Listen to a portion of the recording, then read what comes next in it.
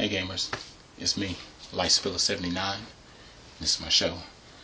I'm back. I think it's been like a few weeks now since I did my last video. Just to do a little catch up, just been busy, man. February is actually the month my wife of her birthday and everything, and then we also had Valentine's Day, so trying to keep up with those two things and then juggle my gaming and doing the videos and still collecting. I actually had put that on hold. I think I stopped buying games probably about the end of January. I just bought something like last week, and so between Valentine's Day had to take care of that, and her birthday is the day after Valentine's, had to do that. So we threw like a big birthday bash. I put together a whole big thing and stuff like that. If you follow me on Twitter and Instagram, you'll see all those pictures and stuff like that. But yeah, man, still love doing my videos, still love my collecting, just haven't had no time. And then most of the stores that I've been going through, like the pawn shops and the secondhand stores, thrift stores, most of them been just empty, so it really ain't been nothing. So for the most part, I just said, I don't want nothing else right now. But recently, me and my one of my good friends, ever since last year, we kind of been talking back and forth about the next console, because there's probably 3 or 4 consoles still on my list that I want to get. Like I know I want to get the TurboGrafx 16. I'm definitely interested in getting that. It's a little harder to find down here, and I'm thinking about getting the 64. I don't know. I had it before, but I really wasn't all that interested in it. And then I'm definitely looking towards getting a Sega Saturn. But one of the consoles that I did end up getting, I got it from Half Price Bookstore, and this is actually a surprise to me, because really I had been on the fence about it. I really didn't want it, but then I started looking at some of the games, like the first party games that come along with the system, and then other games, and I was like, hey, you know what, let me go ahead and look for it. And every time I looked for it, the price was too high, or I would look on eBay, or I look on Amazon. It wasn't in my price range, but I just happened to walk in Half Price Bookstore, and they had a 20% sale. And so when you get the console, you automatically get a game with it, and you get you get a controller, and you get your cords and stuff like that. But let me go ahead and show you what I got. I actually got the Nintendo GameCube, the Platinum one. It's in real great condition. Looks really good. Then along with that, I got the Platinum controller.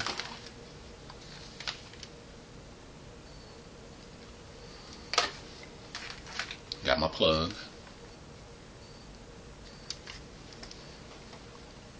And then I got my AV cable. Now, about 4 or 5 years ago, I actually used to own 2 GameCubes. I had a purple one and I had a black one. And I still got the controllers. I just kept up with them. I never got rid of it, especially after I started collecting. So here's my purple controller, which will go along with that just fine. And then my black controller. And then I also had some games still saved. I kept them in like in one of my little DVD cases. I got about like 5 or 6 of them. The first game I have that been having all this time is Operation video game. I think that's what it says. Oh, Kids Next Door. It's in small print. And then the next game I got is NBA Street.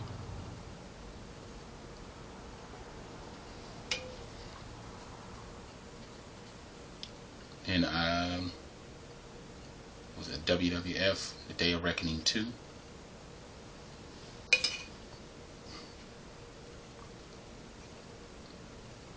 And then one that I actually been looking for the PS2, Simpsons Hit and Run.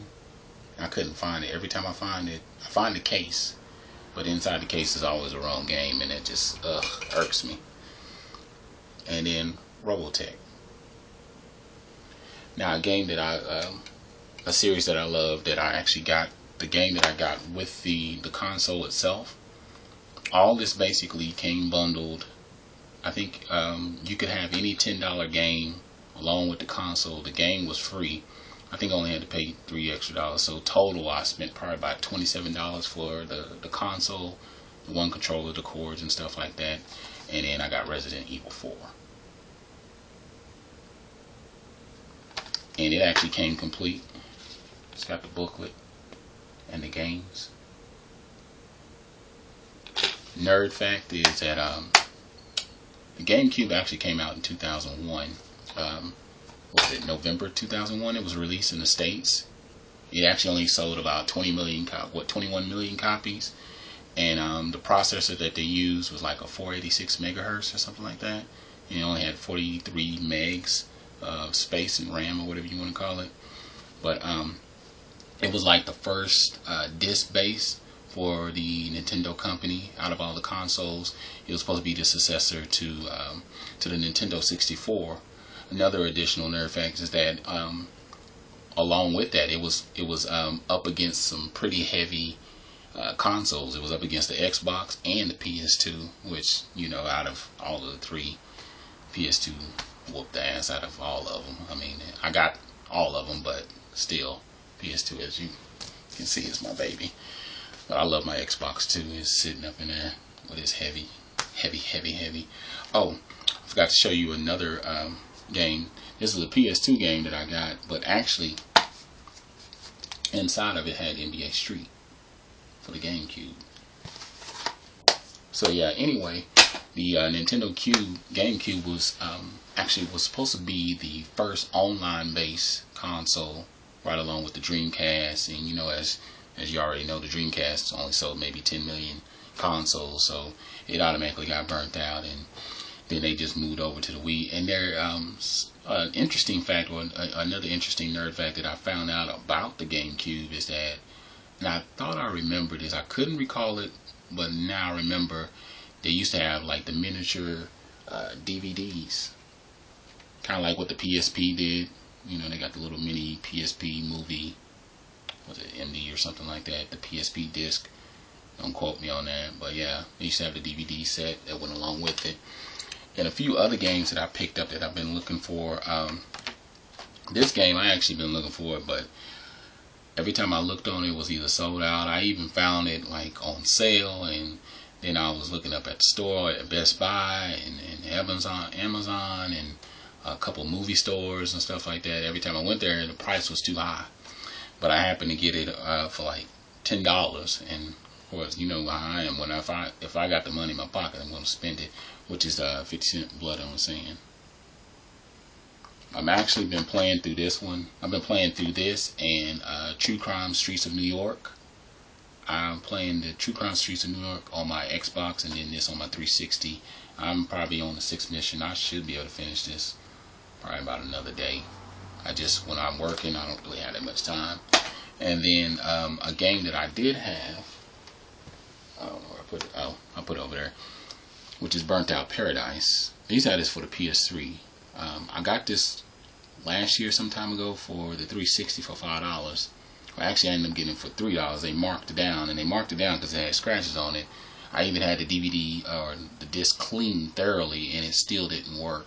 So I ended up just buckling down and buying another one, and I think I actually paid the $13 for this one. But yeah, those are all my games that I basically picked up over the last week or so.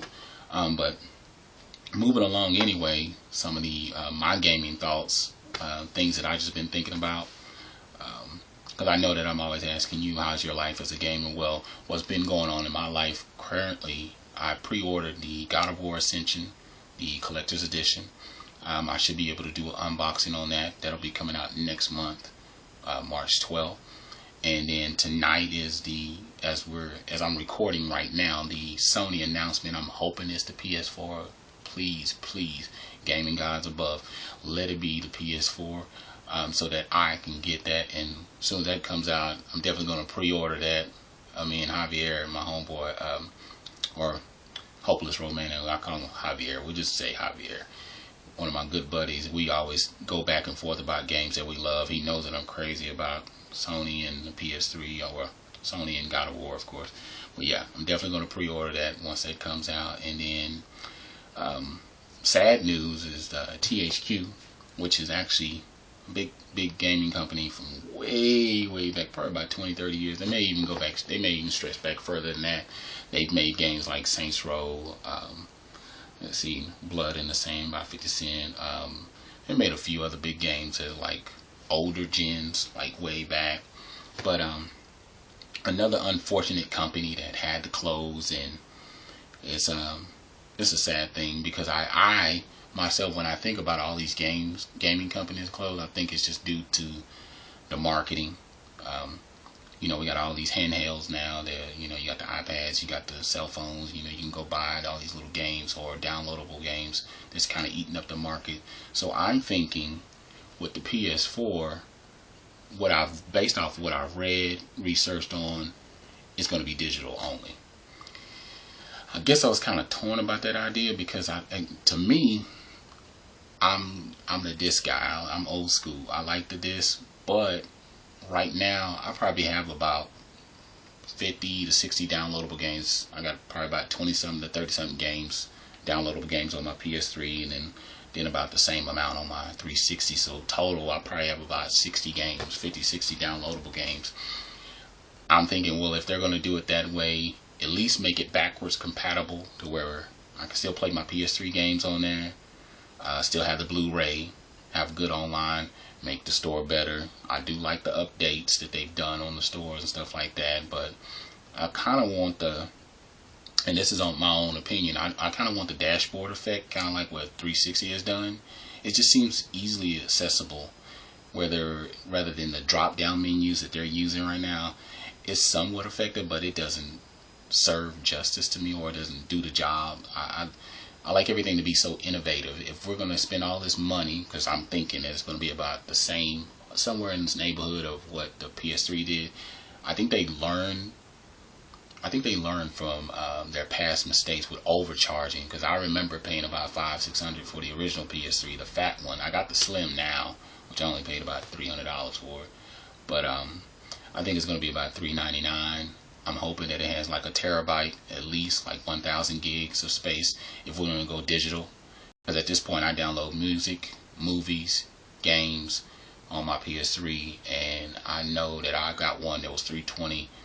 I continuously have to delete stuff off of there in order to create space. But those are my thoughts, my gaming thoughts. Maybe I'll start adding that on, just letting you know, because I know that at the end of each show I always ask you, how's your life as a gamer? My life as a gamer is going good. I'm full to the rim of games. I don't even know what to do. But other than that, I'm LifeSpiller79. Tell me how's your life as a gamer. Leave questions, comments, so that I can build up for my QA video. And like and subscribe and tell all your family. I will be waiting and looking for you. Alright, thank you. Bye.